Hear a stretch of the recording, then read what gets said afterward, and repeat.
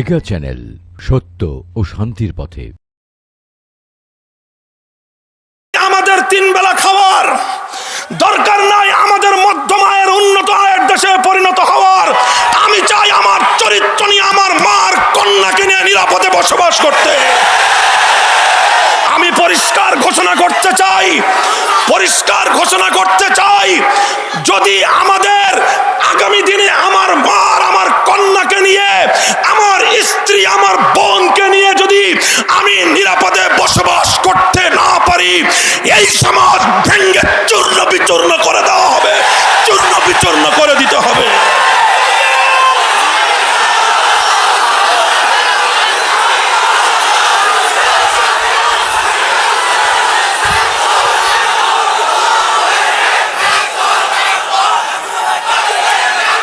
মোহতারাম হাজিরিন, আজ এই যে যুব চরিত্রের অধপতন, আজকে সমাজ থেকে চরিত্রহীনা নারী সৃষ্টি হয়। চরিত্রহীনা নারী কোত্থেকে সৃষ্টি হয়, কিভাবে সৃষ্টি হয়? পত্র পত্রিকাগুলোর রিপোর্ট পড়েন। আমাদের মাসিক মঈনুল ইসলাম, আল কাউসার রহমানী পয়গাম মাসিক মদিনা পড়বার দরকার নাই। প্রথম আলো আর প্রথম পটল পড়েন, ওখান থেকেই রিপোর্ট আসবে। 1 বছরের জরিপগুলো আপনারা দেখেন, কিভাবে এই সমাজে পতিতা তৈরি হয়, কিভাবে দুশ্চরিত্রা নারীদের আগমন ঘটে, কোত্থেকে সমাজে এরা তৈরি হয়। মায়ের গর্ভ থেকে তো কোনো মেয়ে দুশ্চরিত্র হয়ে পৃথিবীতে আসে নাই। কিভাবে আসে? আজ থেকে প্রায় 6 থেকে 7 বছর আগের একটা রিপোর্ট, জনকণ্ঠ, প্রথম আলো সহ সব পত্রিকার প্রথম শিরোনাম ছিল। এবং কথাটা বলা আমার ব্যক্তিগত, আমার জন্য চরম অবমাননা এবং লাঞ্ছনার কারণ ঘটনার স্পট হলো আমার বাড়ির পাশে। আমার বাড়ির 2 দিকে 2টা বাংলাদেশের শীর্ষস্থানীয় মহিলা বিদ্যাপীঠ। একটার নাম হলো ইডেন মহিলা কলেজ বিশ্ববিদ্যালয় কলেজ, আরেকটার নাম হলো বদরুন্নেসা মহিলা বিশ্ববিদ্যালয় কলেজ। পত্রিকাগুলো হেডলাইন করেছিল, যদি ভুল থাকে প্রথম আলোর মতিউর রহমানের রিমান্ডে নিয়েন, আমাদেরকে বলে লাভ নাই। যদি সমস্যা থাকে জনকণ্ঠ পত্রিকার উপর সেন্সরশিপ আরোপ করেন, আমাদেরকে বলে লাভ নাই। আমরা পত্রিকার রিপোর্ট দেখে বলতেছি, ইডেন কলেজ এবং বদরুন্নেসা কলেজের ছাত্রী নেত্রীরা, আবার বলছি যারা পলিটিক্স করে যে সমস্ত মেয়েরা, সেই ছাত্রী নেত্রীদের কাছে ইডেন আর বদরুন্নেসার মেয়েরা যারা বৈধভাবে হলের মধ্যে সিট বরাদ্দ পেয়েছে, গরিব বাবার মেয়ে, সেই ঠাকুরগাঁও থেকে এসেছে, দিনাজপুর থেকে এসেছে, পঞ্চগড় থেকে এসেছে, ঝিনাইদহ থেকে এসেছে, সেই শ্রীমঙ্গল থেকে এসেছে, গরিব বাবার মেয়ে সরকারি বাজেটে সিট বরাদ্দ পেয়েছে, কিন্তু সিটগুলো তো সব নেত্রীদের দখলে। ছেলেদের হলের সিটগুলো নেতাদের দখলে, আর মেয়েদের সিটগুলো সব নেত্রীদের দখলে। ওদের কাছে গিয়ে অনুনয় বিনয় করে যে আমার তো বাবার খরচ দিয়ে ঢাকার শহরে হোস্টেলে থাকা সম্ভব না, হোস্টেলে একটা ছাত্রী হোস্টেলে থাকতে হলে 4 থেকে 5 হাজার টাকা ভাড়া দিতে হবে মাসে, সেই সুযোগ আমার নাই, সামর্থ্য আমার নাই, আমাকে সরকারিভাবে আমার নামে বরাদ্দপ্রাপ্ত সিটটা খালি করে দেন। নেত্রীরা বলে খালি করে দিতে পারবো, শর্ত হলো আমাদের নেতাদের রাতের বেলার বিছনা গরম করা লাগবে। লজ্জায় মাথা নত হয়ে আসে আল কোরআনকে নিয়ে তাফসীরুল কোরআন মাহফিলে কথা বলতে, কিন্তু আমরা বাধ্য হয়েছি আমার জাতির বাস্তব চিত্র আপনাদের সামনে তুলে ধরতে।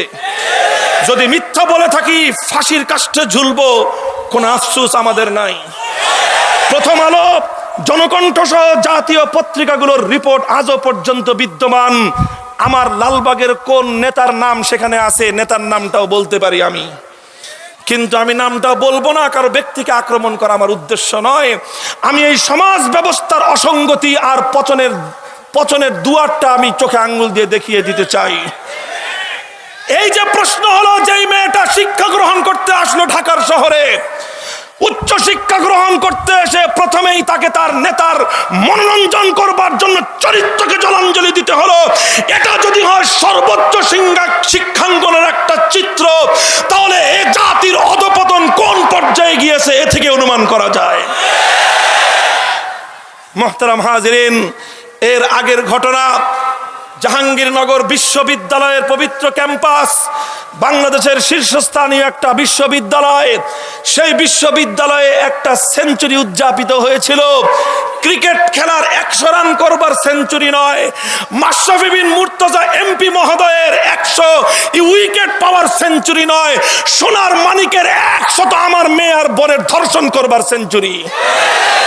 এই তো হলো আমাদের উন্নতির চিত্র, কথা ঠিক না বেঠিক? আমি বলতে চাই সমস্যাটা এই জায়গায়। কোন জায়গায়?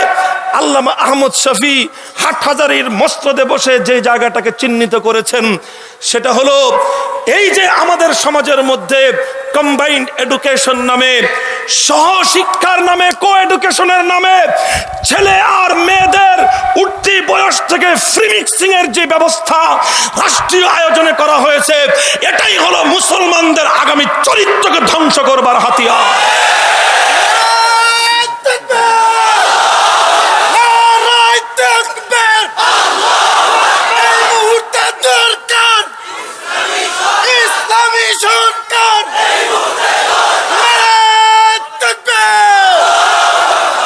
গরম ভাতে বিলাই বেজার, গরম ভাতে বিলাই বেজার হবেই। কুলিল হাক্কা ওয়ালাউ কানা মুররান, সত্য কথা বললে কোথাও কোথাও অ্যালার্জির চুলকানি হবেই, কিন্তু তোমাকে সত্য কথাটা বলতে হবে, আর না হলে ওই অ্যালার্জির চুলকানি গোটা সমাজের মধ্যে সংক্রামিত হয়ে যাবে। আজ আল্লামা আহমদ শফী অকপটে জাতির অভিভাবকের মসনদে বসে সত্য কথাটা বলে দিয়েছেন। ক্ষিপ্ত হয়ে গেছে তোমরা আল্লামা আহমদ শফীর বিরুদ্ধে, কিন্তু যুক্তি দিয়ে ওনার কথা খণ্ডন করবার হিম্মত তোমাদের নাই। ওনার বিরুদ্ধে অপবাদ আরোপ করলাম, আল্লামা আহমদ শফী নাকি নারী এডুকেশন, নারী শিক্ষার বিরুদ্ধে। এর চেয়ে জঘন্য মিথ্যা অপবাদ আর কিছুই হতে পারে না। আহমদ শফী সাহেব, আল্লামা আহমদ শফী, তিনি তার বক্তব্যের ব্যাখ্যায় স্পষ্ট করেছেন, আমরা কোনোদিন নারী শিক্ষার বিরুদ্ধে না, আমরা নারী শিক্ষার বিরুদ্ধে হতে পারি না। যে মুসলিম জাতি মা আয়েশার সাহিত্য চর্চার ইতিহাস জানে, যে মুসলিম জাতি মা আয়েশার ইলম এবং বিদ্যা চর্চার ইতিহাস জানে, যে মুসলিম জাতি হযরতে উম্মে সালামা থেকে ইলম এবং জ্ঞান বিদ্যা অর্জন করে, সে জাতি কোনোদিনও নারী শিক্ষার বিরোধিতা করতে পারে না। আমরাও নারী শিক্ষার বিরোধিতা করি নাই, আল্লামা আহমদ শফীও বিরোধিতা করেন নাই। আল্লামা আহমদ শফী প্রচালিত আল হাইয়াতুল উলিয়া লিল জামিআতিল কওমিয়ার অধীনে প্রায় 25 লক্ষ মেয়ে টেকনাফ থেকে তেতুলিয়া পর্যন্ত উচ্চ শিক্ষা অর্জনে লিপ্ত আছে। তাহলে আল্লামা আহমদ শফী কি বলেছেন? আল্লামা আহমদ শফী যেটা বলেছেন সেটা হলো এই, ছেলে আর মেয়েদেরকে সহশিক্ষার মাধ্যমে ওদের চরিত্র ধ্বংস করবার এই বিপজ্জনক খেলা বন্ধ করেন। এটাই হলো আমাদের প্রস্তাব। আমরা দেশের নাগরিক হিসেবে, দেশের আগামী প্রজন্মের কল্যাণকামী হিসেবে, দেশ জাতির স্বাধীনতার অতন্দ্র প্রহরী হিসেবে আমরা আমাদের যুক্তিসম্মত মতামত তুলে ধরবার অধিকার রাখি। আমাদের কণ্ঠরোধ করবার চেষ্টা করলে সারা দেশে বিদ্রোহের আগুন ধরবে, আগুন ধরবে, আগুন ধরবে।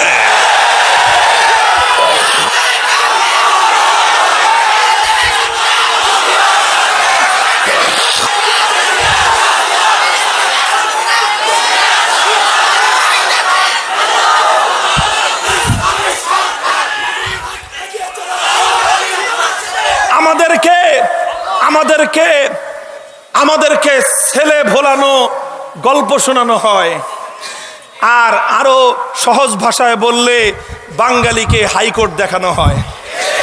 আমাদেরকে বলে ওনারা নাকি নারীর অগ্রগতি আর উন্নতি চায়, এই জন্য ওনারা সমস্ত শিক্ষাঙ্গনে নারীদের পার্টিসিপেশন, নারীদের অংশগ্রহণ বৃদ্ধি করতে চান, এই নাকি ওনাদের উদ্দেশ্য।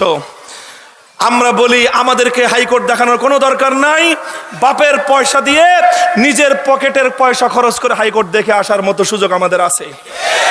আমাদের কাছ থেকে বুঝবার চেষ্টা করেন।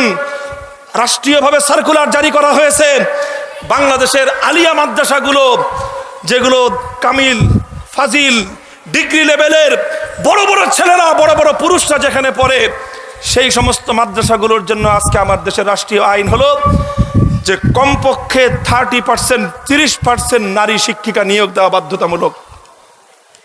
স্কুল কলেজ ভার্সিটি তো সব খাইছি আগে, সব খেয়ে শেষ। ছিল একটা আলিয়া মাদ্রাসা, ওটারও খাওয়া শেষ, ওটাকেও খাওয়ার জন্য পায়তারা করা হচ্ছে। হে আলিয়া মাদ্রাসার আমার ভাইয়েরা, আলিয়া কওমি দ্বন্দ্বর প্রবক্তা মামুনুল হক নয়, আমি আলিয়া কওমের ঐক্যের কথা বলতে চাই। শুধু আলিয়া কওমি নয়, কওমি আলিয়া স্কুল কলেজ ভার্সিটি গোটা দেশ এবং জাতির ঐক্যের প্রবক্তা মামুনুল হক। তবে যেটা বলতে চাই সেটা হলো এই যে আপনারা আমাদেরকে বোকা বানানোর এই পায়তারা করলেন, এটা বন্ধ করেন। আপনারা 30% মহিলা শিক্ষিকা পুরুষদের শিক্ষাঙ্গনে প্রেরণ করে পুরুষদের শিক্ষাঙ্গনের একাগ্রতা নষ্ট করবার এই চেষ্টা না করে আমাদের কাছ থেকে ফর্মুলা নেন। আমরা 30% নারীর কর্মক্ষেত্র তৈরি করতে সম্মত নই, আমরা 50% 50% নারীর এমপ্লয়মেন্ট এবং নারীর কর্মক্ষেত্র তৈরি করবার দাবি জানাই। এই মিয়া, 30% নারীর চাকরি ভালো না 50% নারীর চাকরি ভালো? তাহলে ওরা চায় 30%, আমরা বলি 50%। নারী প্রগতির অন্তরায় আমরা হলাম না ওরা হলো? বলবেন হুজুর কিভাবে? সহজ ফর্মুলা। ক্লাস 5 পর্যন্ত, প্রাইমারি স্কুল পর্যন্ত আল্লামা আহমদ শফী এই ফর্মুলা দিয়েছেন। ক্লাস 5 তথা প্রাইমারি লেভেলে কম্বাইন্ড শিক্ষা থাকবে, কো এডুকেশন। ছেলে মেয়ে 7-8 বছর পর্যন্ত সর্বোচ্চ একসঙ্গে পড়াশোনা করতে পারে, এতে সমস্যা নাই। এরপরও সেপারেট হলে আরো ভালো, না হলেও কোনো আপত্তি নাই। এরপরে ক্লাস 5-এর পরে ক্লাস 6 থেকে সমস্ত হাই স্কুল কলেজ ভার্সিটিগুলো গোটা বাংলাদেশে যতগুলো আছে, প্রত্যেকটা ইউনিয়ন, প্রত্যেকটা থানা, প্রত্যেকটা জেলায় যতগুলো হাই স্কুল আছে 2 ভাগ করেন, অর্ধেক বয়েজ হাই স্কুল, অর্ধেক গার্লস হাই স্কুল। যতগুলো কলেজ আছে 2 ভাগ করেন, অর্ধেক গার্লস কলেজ, অর্ধেক বয়েজ কলেজ। যতগুলো বিশ্ববিদ্যালয় আছে প্রাইভেট এবং পাবলিক বোধ বিশ্ববিদ্যালয়গুলোকে 2 ভাগ করেন, অথবা প্রত্যেকটা বিশ্ববিদ্যালয়ে 2টা সেকশন করেন, একটা বয়েজ সেকশন আর একটা গার্লস সেকশন, এভাবে করেন। এবং যেটা মেয়েদের শিক্ষাঙ্গন হবে সেখানকার দারোয়ান থেকে নিয়ে হেডমাস্টার, প্রিন্সিপাল, ভাইস চ্যান্সেলর পর্যন্ত সব মেয়ে থাকবে। মেয়েদের শিক্ষাঙ্গনের চৌহদ্দির মধ্যে কোনো জাফর ইকবালদেরকে ঢুকবার পারমিশন দেওয়া হবে না। মোস্তফা জব্বারের নাম বললে তো ক্ষিপ্ত হয়ে যাবেন, কথা বলতে লজ্জা লাগে মিয়া। ক্লাস 10 পরে আমাদের মেয়েরা, আরে যেই মেয়েগুলো স্কুলে পড়ে ওগুলো আমার মেয়ে, সব আমার মেয়ে। আমি ওদেরকে আমার মেয়ের চোখে স্নেহ মমতা দিয়ে দেখি। আমার মেয়েগুলোর সামনে সঙ্গে তুমি এসে স্কুলের পবিত্র আঙ্গিনায় ক্লাস 10-এ পড়ুয়া একটা মেয়ের বুকের মধ্যে হাত দিয়ে জড়িয়ে ধরে তুমি ফ্যাশন মারবা, আর ছবি উঠিয়ে তুমি তোমার ফেসবুকের ওয়ালের মধ্যে সেই ছবি ভাইরাল করে গোটা জাতির চরিত্রকে ধ্বংস করবা। এই ধরনের লাম্পট্য শিক্ষার দরকার আমাদের নয়। মুহতারাম হাজিরিন, বলছিলাম মেয়েদের জন্য দারোয়ান থেকে সর্বোচ্চ অঙ্গন পর্যন্ত সব মেয়ে থাকবে। ছেলেদের শিক্ষাঙ্গনগুলোতে দারোয়ান থেকে হেডমাস্টার, প্রিন্সিপাল, ভাইস চ্যান্সেলর পর্যন্ত সব ছেলে থাকবে। 50% পুরুষ এমপ্লয়মেন্ট, 50% নারী এমপ্লয়মেন্ট, 100% কমপ্লিট হয়ে গেল। সমস্যা আছে? কি বলেন? মেয়েরা স্কুল কলেজ ভার্সিটিগুলো পরিচালনা করতে পারবে না? সেই যোগ্যতা আমার দেশের মেয়েদের আছে না নাই? কম না বেশি? 27টা বছর পর্যন্ত অতীত হয়ে গেল, আজ পর্যন্ত মহিলাদের হাত থেকে বাংলাদেশের ক্ষমতাটা নেওয়ার মতো একটা বাপের বেটা এই মাটিতে জন্ম নেয় নাই। 27 বছর পর্যন্ত বিরোধী দলের আসনটা পর্যন্ত দখল করবে এরকম একটা পুরুষ যেই মাটিতে জন্ম নিল না। এই দেশের মায়ের মেয়েরা কি পরিমাণ যোগ্যতা সম্পন্ন, এ থেকেই তো বোঝা যায়। 28 বছরের মাথায় এসে একটা পাইছিলাম পুরুষ বিরোধী দলীয় নেতা, এটা চলে গেছে ইতিমধ্যে।